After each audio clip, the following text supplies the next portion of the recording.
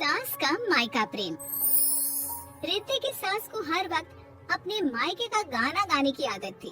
अरे बस कर ना माँ, मामा का ये किस्सा तो 50 बार पहले भी सुना चुकी है। अरे हाँ, तो क्यों ना बताऊं।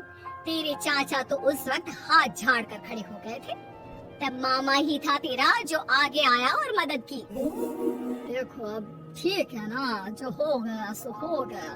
क्यों एक बात को हमेशा गाती रहती हो।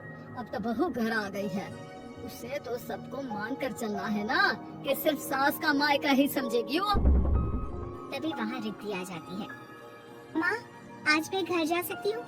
माँ को मेरी बहुत याद आ रही है। शादी के बाद एक बार भी नहीं गई। हाँ तो कौन जाता है। अरे मेरी शादी के बाद जब मैं विदाई होकर आई, इतना बड़ा ससुराल मेरा, खाने वाले 10 लोग और बनाने वाली मैं सिर्फ एक। ऐसा लग रहा था जैसे सिर्फ खाना बनाने के लिए ही ब्याह किया है। वो तो मेरा भाई था, गांव से एक काम करने वाली चाची को भेज दिया जो मेरा हाथ पटाती थी। और उसको पैसा, खाना, कपड़ा, रहने के लिए कमरा, वो सब किससे दिया था? तुम्हारे भाई ने। ये मामला रोज का था। ससुर भी जब गुस्सा होते तो वो सारी बात कह देते जो उनके मन में इतने समय से चल रही थी। मेरा भाई, भाभी, भतीजा, भतीजी सब छुड़वा दिया। मैंने जीवन भर सिर्फ तुम्हारे परिवार वालों से निभाया, लेकिन अब भी चैन नहीं है तुमको। बहू के सामने सास को लगा कि उसकी बेइज्जती हो रही है। अब सुन बहू, अपने कमरे में जा, कहीं नहीं जाना मायके वायके। घर का काम कौन करेगा? पड़ोसन। बहू समझ जाती है मामला गर्म चल रहा है। कमरे में जाने में ही भलाई है। कमरे में क्या है? तुम्हारी माँ हर वक्त चिक चिक चिक करती रहती है। कल टाई मिली थी तुम्हारी मुझे, लेकिन मजाल है सासू माँ की उन्होंने एक बुराई की हो, लेकिन सासू माँ हाँ, जब देखो तब ससुराल के लोगों की बुराई करती रहती है। बेचारी पापा जी कितना मिस करते हैं अपने घर वालों को। मेरा तो बड़ा मन करता है कि ताऊ जी, चाचा जी और सब मिलकर रहे, ना साथ रहे लेकिन आना जाना तो ठीक से रखिए। हिंदुस्तान और पाकिस्तान एक हो सकता है, लेकिन चाचा और ताऊ के परिवार के साथ हम लोगों का मिलन ना जी ना कभी नहीं हो सकता। ये बात है। देखिए मेरे साथ ना ज्यादा चैलेंज मत करिएगा। ऐसा कोई काम नहीं है जो मैं नहीं कर सकती। ससुर जी जो कि बहू की बात सुन रहे थे सामने आ जाते हैं। अरे बेटा, तू ये कर सकती है तो प्लीज मेरा परिवार किसी तरह मुझसे मिलवा दे। सारी जवानी तो मैंने किसी तरह काट ली, लेकिन जीवन के इस पड़ाव पर बहुत याद आती है मेरे परिवार की। हाँ हाँ पिताजी, आप चिंता मत करिए, बस मेरा साथ देते रहिए आप दोनों। फिर देखिए कैसे माँ जी भी ठीक हो जाएंगी और पूरा परिवार भी एक हो जाएगा। थोड़ी देर बाद बहू सामान लेकर घर से निकल रही होती है कि मना किया था ना तुझे मायके जाने के लिए, फिर क्यों जा रही है? बहू कुछ कहती इससे पहले ही बेटा बोलने लगता है। क्या है माँ, वो घर जा रही है। वैसे भी उसके माता पिता ने मुझे 10 लाख दिए तब जाकर मेरा काम शुरू हो पाया, वरना तूने मेरे लिए किया क्या है? अरे वाह बेटा, बचपन से पढ़ाया लिखाया, तेरे दुख दर्द में जगी और आज वो लोग तुझे सही लग रहे हैं।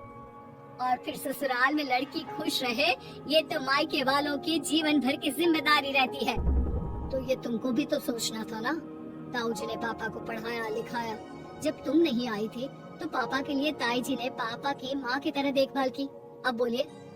अरे तू कुछ नहीं जानता बेटा, तेरे पापा को सब पता है, तभी वो उन लोगों से वास्ता नहीं रखते। मैं उन लोगों को जानता हूँ, लेकिन मैं तुम्हें नहीं जानता कि तुम्हारे मन के लायक काम नहीं हुआ तो तुम घर की शांति बर्बाद कर दोगी। सास जोर जोर से चिल्लाने लगती है। तभी वहाँ सास का भाई आ जाता है। अरे क्यों आप लोग मेरी बहन को परेशान करते रहते हैं? पहले ये जीजा कम थे, जब बहू भी आ गई। बहन, मैंने तो 30 साल पहले ही बोला था अपना हिस्सा ले और छोड़ इन लोगों को, चल अपने साथ। बहू समझ जाती है कि मामा ससुर की नजर किस पर है। देखा, तुम लोग मुझे अकेला मत समझना, मेरा भाई खड़ा है आज भी मेरे लिए। बहू मायके जाती है और आते वक्त साथ में एक नौकरानी ले आती है। अरे बहू, कुछ खाने को दे दे। अरे आंटी, क्यों भाभी को परेशान करती रहती हो? उनके भाई ने मुझे जिम्मेदारी दी है किसी भी चीज की परेशानी नहीं होनी चाहिए भाभी को। जो चाहिए मुझे बोलने का। हाय हाय, बहू के मायके वालों का इतना दखल। ये मेरा घर है, कोई कल का आए इसे पूरा कैप्चर कर ले, ये बर्दाश्त नहीं होगा मुझसे। क्या हो गया सासू माँ, क्यों सुबह सुबह चिल्ला रही हैं? चमेली, ओ चमेली, क्या कहा था मेरे भाई ने तुझे? अरे दीदी बहुत तेज है आपकी सासू माँ। मैंने तो बोला कुछ चाहिए तो मांग लो मुझसे। अरे निकल यहाँ से, घर को रेलवे स्टेशन बना रखा है, जो देखो वो घुमा जा रहा है यहाँ से वहाँ। ये कहीं नहीं जाएगी, ये जाएगी तो घर का काम कौन करेगा? मैं। हाँ, और क्या करती है बहू? घर का काम ही तो करती है, इसमें नया क्या है? तभी वहाँ ससुर जी आ जाते हैं। हाँ, तो यही बात तो तुम्हें भी समझनी चाहिए थी ना। आज बहू के मायके से नौकर आ गया तो तुम्हें बुरा लग रहा है?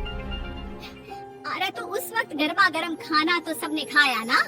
ऐसा तो नहीं है कि मेरे मायके का नौकर था तो सिर्फ मेरे लिए बनाता था। अरे निकालो इसे, फिलहाल बाद में बात करती हूँ। सास का गुस्सा जोर से नौकरानी पर फूटता है।